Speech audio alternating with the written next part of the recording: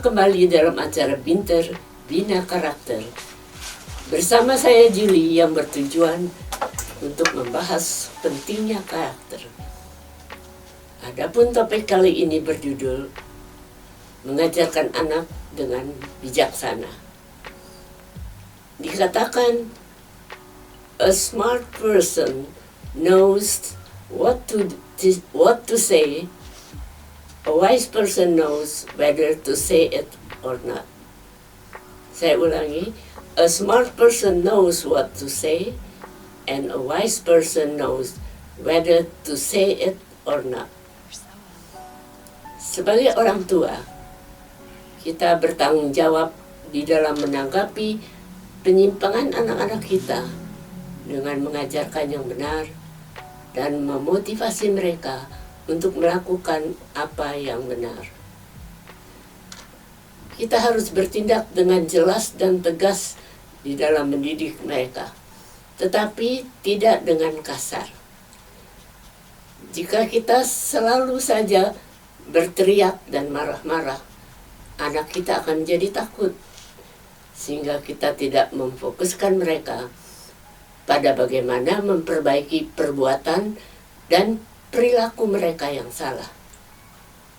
Kita harus mengajarkan mereka untuk bisa menjadi baik. Kita membantu anak kita dengan bijaksana agar anak menyadari kesalahan apa yang telah mereka lakukan, serta memotivasi mereka agar tidak melakukannya lagi. Orang tua seringkali terlalu keras di saat marah.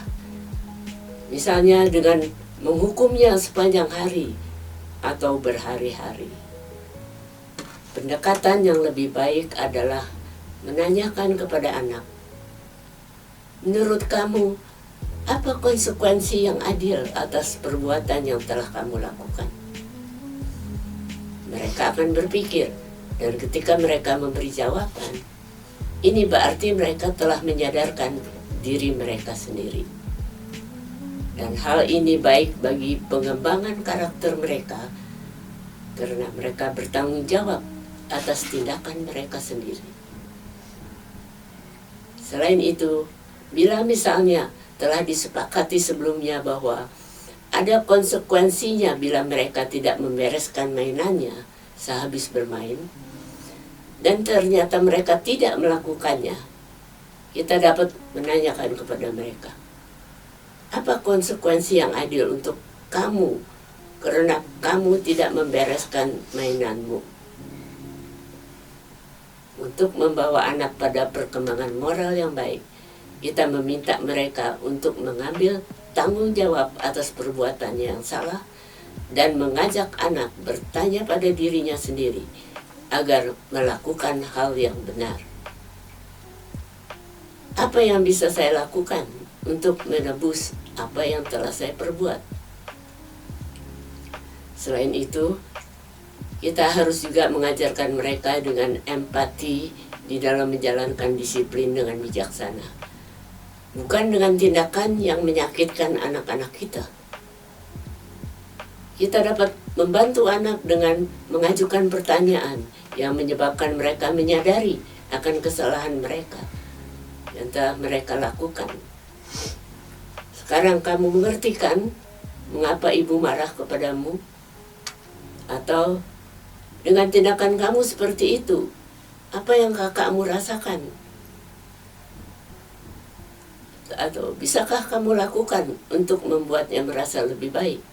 Dan seterusnya, dan seterusnya. Seorang ibu merasa kewalahan terhadap anak yang berumur 3 tahun. Setiap dipanggil makan, ia tidak mau datang ke meja makan. Meskipun sudah dijanjikan akan mendapat es krim bila selesai makan nanti. Tetapi anak ini menjawab dengan berteriak mengatakan hanya mau es krimnya saja. Dalam keadaan seperti ini, orang tua sebaiknya mengambil alih dengan mengatakan secara tenang, Santi, sekarang waktunya makan malam bersama. Santi bisa makan bersama kami atau bermain di kamarmu. Tapi bila kamu tidak makan bersama sekarang, maka tidak ada makanan lagi nanti. Jadi kalau Santi tidak mau makan malam, berarti Santi tidak dapat es krim. Mengerti kamu? Orang tua harus mampu bertindak dengan jelas dan tegas, tetapi dengan tenang dan bukan dengan marah-marah. Dan bila ia tetap menolak mengikuti aturan tersebut, ibu harus tetap dengan penuh kasih sayang meletakkannya di tempat tidur tanpa banyak bicara dan membiarkannya menangis hingga tertidur bila perlu. Biasanya keesokan harinya ia akan datang makan bersama tanpa memprotes.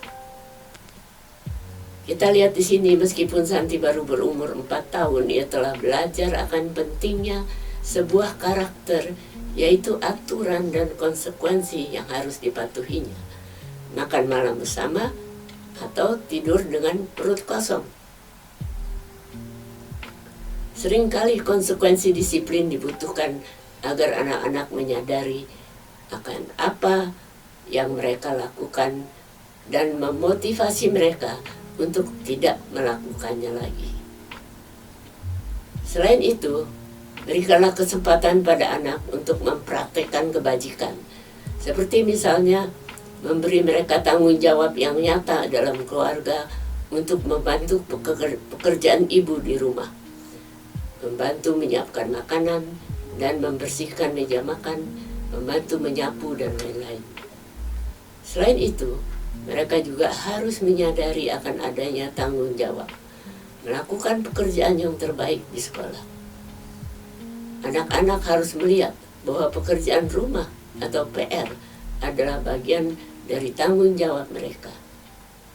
Orang tua dapat membantu membentuk kebiasaan anak untuk mengerjakan PR-nya dengan memperhatikan misalnya tugas PR-nya, waktu belajar sebaiknya waktu yang sama setiap hari, dan tempat belajarnya di mana anak dapat mengerjakan PR tanpa gangguan.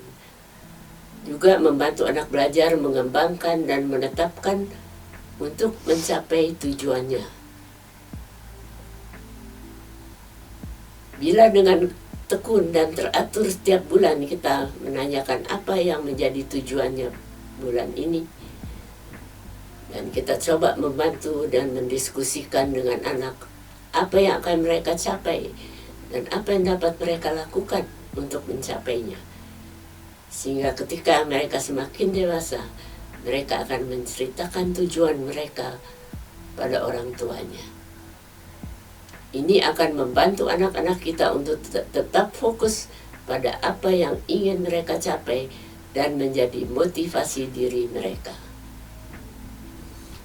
Kita sebagai orang tua haruslah membantu anak-anak kita tumbuh menjadi manusia baik dan kuat. Dan sebagaimana kita sadari atau tidak, proses pengembangan karakter ini dimulainya dalam keluarga. If we wait until we are ready, we'll be waiting for the rest of our lives. Nah, sampai di sini dahulu acara Binter Karakter kali ini. Sampai jumpa dalam acara Binter yang berikut.